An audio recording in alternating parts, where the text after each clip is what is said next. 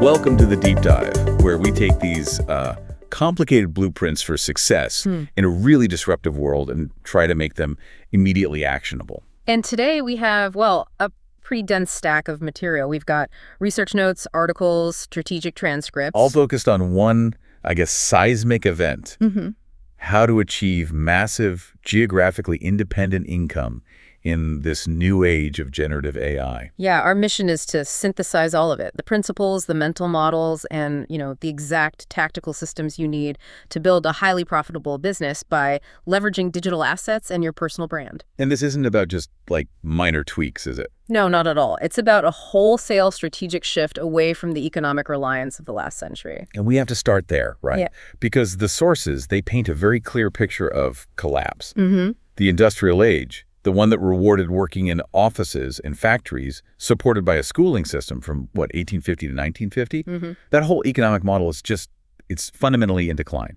It is. It's driven by technology, and it's true. We were all trained for an economy that is now, rapidly dissolving. And the biggest casualty of this, according to the sources, is this concept they call the death of average. Yes. For decades, we lived in the age of the bell curve. This was the Homer Simpson era. You could just, show up, do average work. And you'd get a comfortable middle-class life. A house, a pension, stability. Exactly. It sounds almost quaint now, doesn't it? It really does. Because that bell curve, it's flattening at the center and it's spiking at the edges. Which brings us to the new economic reality, the shift to the power law. Okay, so what does that actually mean, the power law? It means that in a digital environment, results don't cluster around the average. They funnel overwhelmingly to the top performers. So you have to accept that 10% of people are now getting 90% of the financial results. Wow. And if you're average, you're competing with everyone else for the scraps, for that leftover 10%. That's the terrifying proposition. And it creates this absolute necessity to define a niche where you can reasonably expect to be in the top 10% at something. So you can't just be a marketing expert anymore. In a way, if you're a generalist, you're competing against, a billion free PhD-level workers we're about to talk about. But if you niche down, say, helping executives run their first marathon, then you can use that specificity to market yourself globally. Geography just disappears. It does. And your unique value dominates. Which leads us to the foundation of this new economy. It's not land or factories. So what are the new assets? The sources identify 4 core pillars: intellectual property or IP, data, media, and code. That's what you build, that's what you own. And these are high leverage assets, right? Yeah. They replicate instantly, zero cost to distribute. And critically, they are incredibly difficult for the system to tax. Okay, so this environment, it demands a new outlook. Let's talk about the mental models. The first one is pretty brutal. Your business is dead. Yeah, you have to hold a figurative wake for your current operating model. Every strategic decision, your team, your CRM, how you get leads, all of it is likely a terrible decision in a world with agentic AI. You have to assume it's obsolete and start planning the rebuild today. Right now. And the reason for that crisis is the second mental model. Atlantis has risen. Tell us about the Atlanteans. It's a perfect analogy for this agentic AI. It's like having a billion PhD-level high IQ workers who are all willing to work for free. A billion. These Atlanteans, they're automating tasks that used to require expensive human experts. I mean, one source built an AI portal that now does 80% of the complex work of writing an entire business book. 80%. Done by a free, tireless worker. So if the AI is doing the heavy lifting, the drafting, the research, what's the human's job? What's that critical 20%? That 20% is pure creativity, unique insight, empathy. The AI can write a book, but you have the lived experience, the unique framework. The emotional connection. Yes. The thing that turns generic content into a key person of influence product. You shift from being the worker bee to the visionary conductor. And that leverage, it has to have a direct impact on your income. Let's look at that shift. Currently, it's about, 60% from wages? Roughly, yeah. 60% wages, 15% government benefits, 15% fees or performance, and then 10% from rent and yield. And that 60% wages slice, that's going to plummet. It's going to hinge downwards dramatically. probably closer to 30%. And those displaced workers, they'll split. Half will likely end up on government benefits, UBI. The other half will be forced to become performance fee earning entrepreneurs. And to pay for that UBI, governments will have to resort to wealth taxes. Exactly. They won't just tax your income. They'll target the fixed assets, the rent and yield, because they have to. Taxing that little 10% slice isn't nearly enough. This is a huge point for anyone listening, because when wealth taxes become a real threat, the advantage for the performance fee earner becomes massive. It's geographic mobility. If you monetize IP, data, media, and code, you hop on a plane with a laptop. You move to a business-friendly place. So the strategy isn't chasing passive income. It's about maximizing massive income from IP that you can take anywhere. That's your defense. Precisely. Massive income, mobility, digital assets. Now let's talk about the mindset you need to actually pull this off. Okay, the sources list 3 mindsets: passionate, visionary, and a scientist. Let's start with passion. And passion here isn't just a feeling. It's defined as the willingness to struggle for something bigger than yourself. It's structural. Structural. It comes from aligning 3 things: your origin, your backstory, your past struggle. Think of the strength Batman gets from his story. Then your mission, your high-value activity right now. And your vision, your desired future.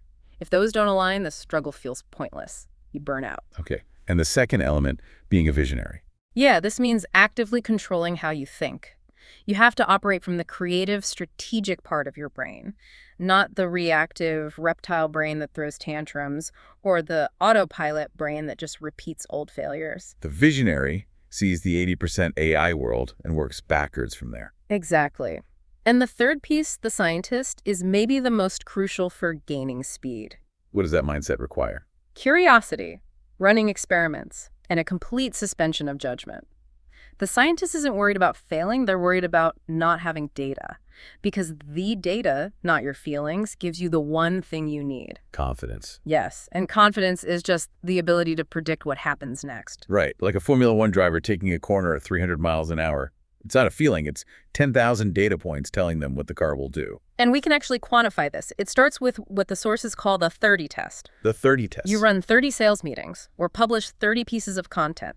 That gives you your first confidence interval, about 65% predictability. So if I do 30 meetings and close 3 deals, I have a predictable 10% conversion rate.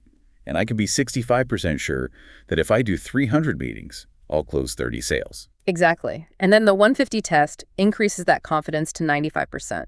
The lesson here is suspend your feelings until you have the data.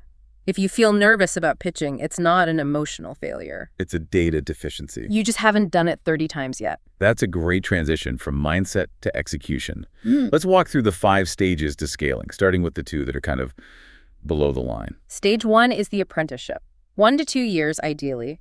You're working for an experienced entrepreneur, not for the paycheck, but for 3 things. Commercial awareness. How money really moves. Self-awareness. Yeah. Your strengths and weaknesses. And access to resources. How to hire. How to run ads. But what if you can't quit your job for that? That's where stage 2 comes in. The side hustle. These are 90-day open and shut tests. Run a pop-up social media agency for 3 months, see how it goes, then shut it down. It's just practice. It's not for permanent income. Exactly. It's for building muscle and confidence. Then you move above the line to stage 3, chaos. And chaos is an acronym, right? It is. Concept, audience, offer, and sales.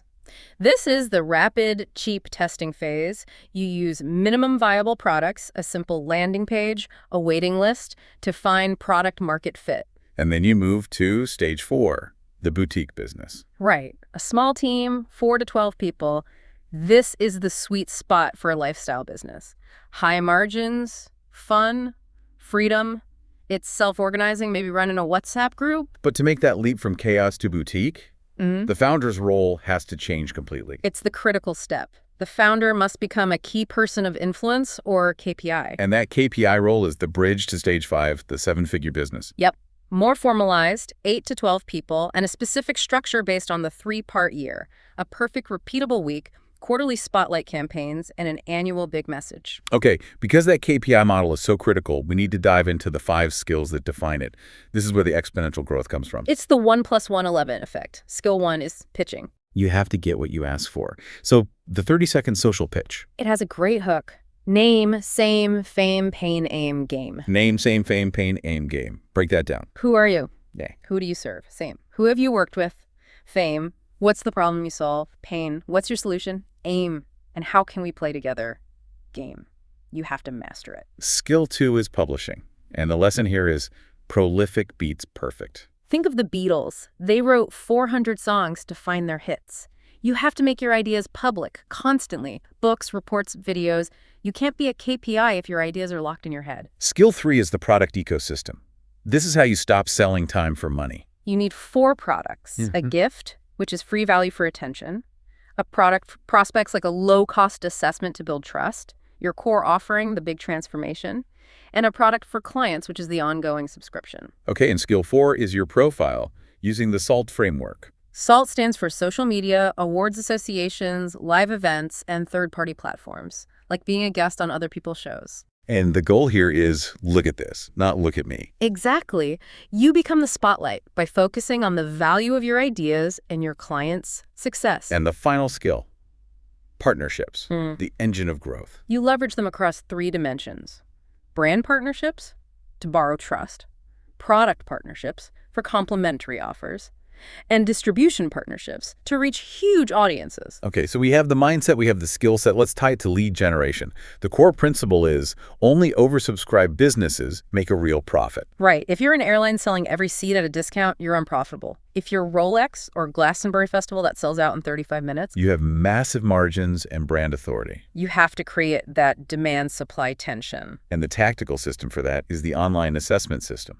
The sources say the landing page has to convert at 20 to 40%. Using either a frustration hook, are you frustrated that? Or a readiness hook, are you ready to? And the assessment itself, it's 15 questions. Yep, 10 best practice questions for scoring and 5 crucial sales qualification questions. Those 5 are the gold mine. What's your desired outcome? What's your obstacle? And the big one, preferred solution budget queue. Right, which tells you if they already buy similar things. The system then gives dynamic results, filtering high-qualified leads to a meeting and low-qualified leads to your content. It sounds incredibly efficient. Let's shift to sales. If you're targeting affluent, high-ticket clients, you need to understand contextual adjacency. This is pure psychology. Rich people judge you by the context around you. Are you meeting at the Equinox gym or some cheap cafe? What brands are on your wrist, your phone? And the mutual contacts you share. That's the most important one. You have to look and operate like the solution you're offering. It builds trust before you say a word. And the other tactic for high-ticket sales is land and expand. Yes. You don't sell the $1 million project in the first meeting. You start with free proof. Education, research, a small sprint project. And then you review that proof visually, a printed report or a professional deck. Because they often share decision-making. Then, once you have that result, you introduce a constraint. To force the big commitment. You step back and say, look, I'm getting busy, my capacity is limited. Based on these great results, should we double down on a bigger project, or is it time we part ways? It forces their hand. Finally, you need data to manage this growth. Let's define the LAPS dashboard. LAPS, it stands for leads, appointments, presentations, and sales. You track your conversion rate at every single stage. And that data lets you calculate your allowable cost per sale and your allowable cost per lead. Exactly. So if you know your sales value is $10,000 and you know your conversion rates, you can calculate exactly how much you can profitably spend on advertising to get one lead. It removes all the guesswork. It becomes a scientific formula for scalable growth, all based on the data from your 30 and 150 tests. So what does this all mean? We've covered the shift from the bell curve to the power law, building digital assets like IP and code, the mindset of the passionate visionary scientist. And the 5-stage path anchored by that key person of influence skill set. It means that, well, that the old worker bee mentality is being absorbed by AI. The economy is polarizing incredibly fast. Yeah, in the future, it really only belongs to those who create systems, structure, and intellectual property, not those selling their time or seeking comfort in a middle that is rapidly shrinking. So given that this new economy rewards data-driven confidence and relentless speed, here is the provocative thought for you to chew on. How rapidly must you execute your 30 and 150 tests to gain the predictability you need to define your top 10% niche before the massive disruption we've discussed is already complete?